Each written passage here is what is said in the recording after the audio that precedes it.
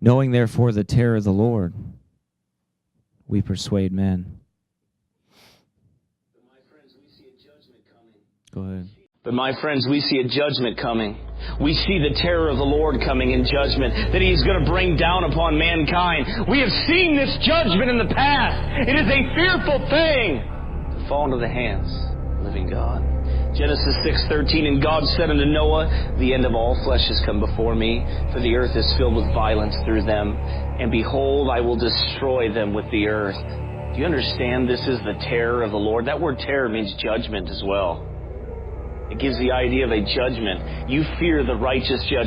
Do you understand? Who is this God that they're preaching today? Who is this God when they snidely walk by you when you preach the Bible to them and they say, God is love! God is love! Who is this God that destroyed the whole world? Who is this God that listened and heard the cries of man as he wept and he screamed and he was drowning with water in his lungs?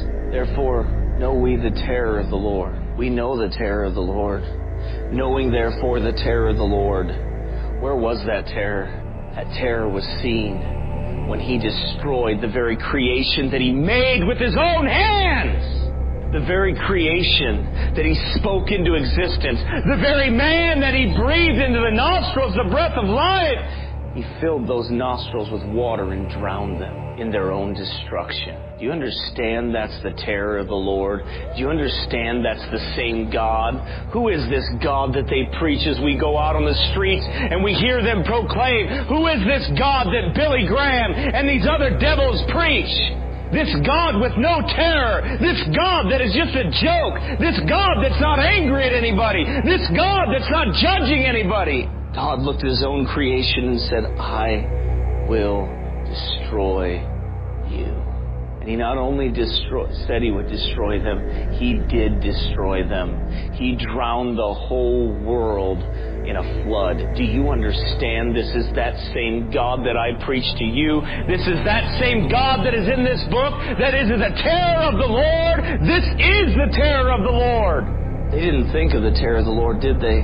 I suppose when Noah entered the ark and God shut the door behind him and they felt a little mist on their face, I suppose they mocked and laughed at the man that went into the door of that ark. I suppose they laughed and they mocked at him and they shook their fist and laughed and said, there is no judgment coming.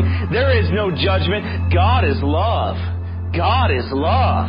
God is love. God is love.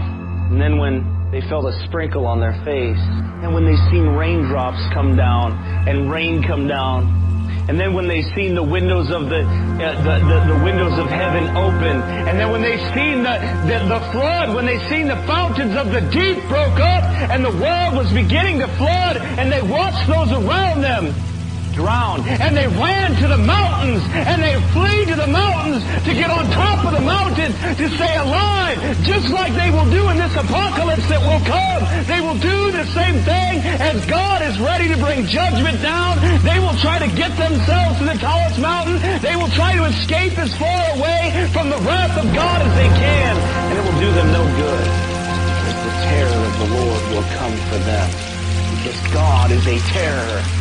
You want to know a terrorist that strikes terror in the heart of man? It is God who is the greatest terrorist of all, who will strike the fear into man's heart. And let me just tell you something. I don't need to stand here and defend him either, because he is just and holy to strike fear and terror in the hearts of creation that rebelled against him, that shook their fist at him, that laughed at all his warnings, that mocked him.